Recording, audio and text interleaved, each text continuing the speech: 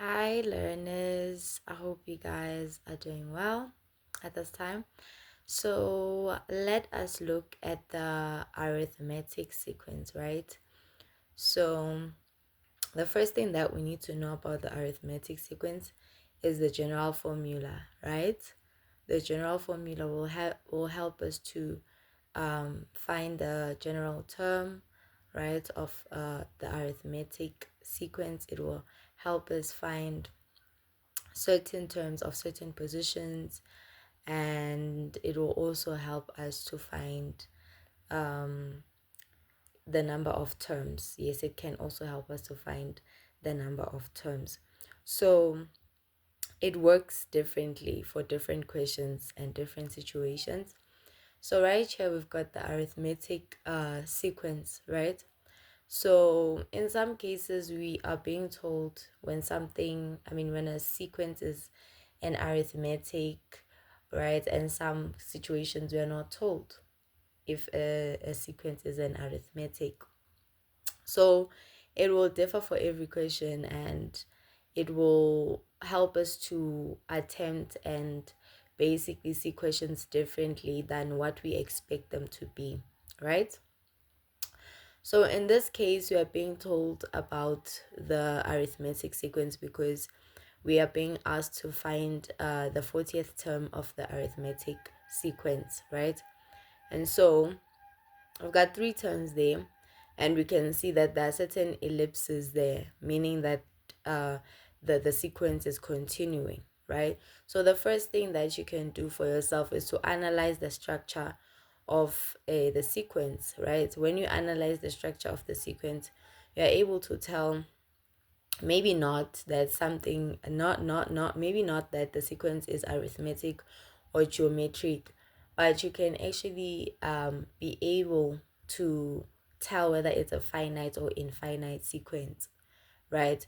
So we know that when something is an infinite sequence, not when something is a finite sequence, but when something is infinite, we know that it doesn't end, right? It's a constant continuation. So this is a infinite sequence because you can see that the ellipses are continuing, which signifies that the sequence doesn't end there at negative 18, and negative 18 is not the last term. We are not told that negative 18 is the last term. By that, we are being shown the ellipses that are continuing. So unless you are given a sequence like the one that is written as an example below, whereby you're actually told that negative 24 is the last term, we are seeing that is indicated by ellipses not continuing. Ellipses were continuing after negative 18, so show that there's a term before negative 24. But we are being also told that negative 24 is the last term there. Let me indicate something there. Yes, we can put a comma there so that we show that there's a certain term that actually comes before negative 24, right? So the question that we're being told to actually do is to find the T40, right? To find the 40th term. So when they tell you to find the 40th term there, they basically mean that find the term in which has a position number 40. You can see that our T1 there, our negative 12 is our T1. We can see that our negative 15 is T2, our negative 18 is T3, right? So we want to find the term in which stands in the 40th position. This one stands in the third position, second position, first position, but we are simply looking for the one that stands on the 40th position, right?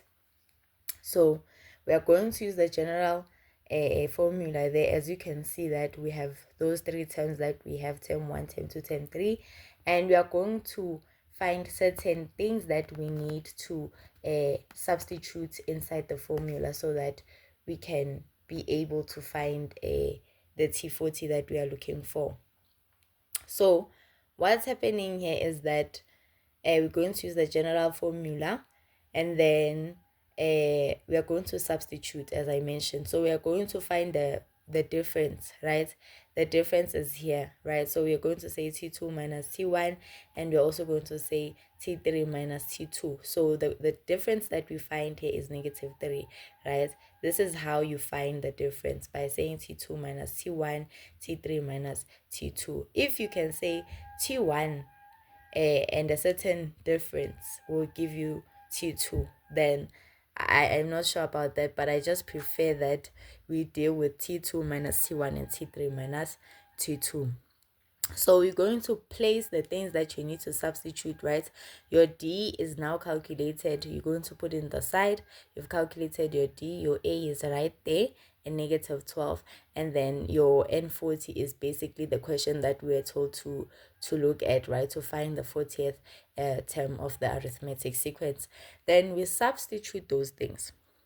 Now, a common mistake that I used to do, well, it caught up with me, right? Is that when I used to substitute my values now there, right? Because we know that before I actually state that, we know that n is equals to 40, right? So one might argue to say, how is n is equals to 40? N is the position, as we mentioned that the 40th position is n, right? So n is equals to 40 is the position. For example, we can have equals to 1. We can have n is equals to 2. So n is basically the position. N can be generalized as p is equals to 1, p is equals to 2, right? Yes. So you're going to put your n there as well, right? So put your n there. Make sure that you always put your n there when they're looking for a certain term of a certain position. Then you will substitute your details there, you'll sub them, and then after subbing them, as I was saying, that common mistake, I used to do this. I used to say negative 12, right? So I'm looking at this negative 12 that I'm seeing here. I used to say negative 12, and then I used to open a bracket. Okay, before that, I used to add, let's see, 40 minus 1, close the bracket, negative 3. And I used to get this. And this is wrong, right? Because you feel like you've substituted everything and therefore everything now makes sense. So this is wrong. You don't need to do this. Instead, you need to distribute, right?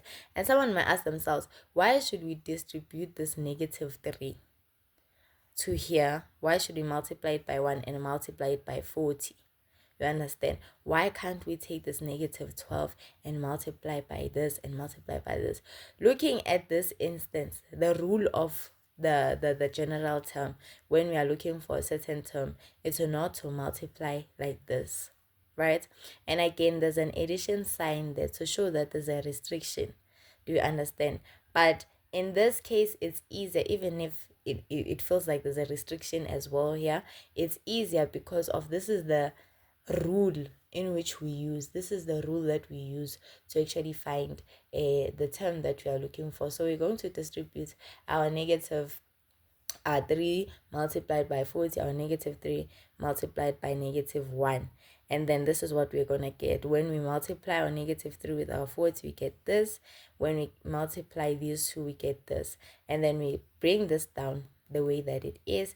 And then as we punch it in the calculator, we're going to have our negative 12, plus, open bracket, our negative 120, and then we're going to have our positive 3. Then we close the brackets, and ta-da, we have our 129, our negative 129. So yeah,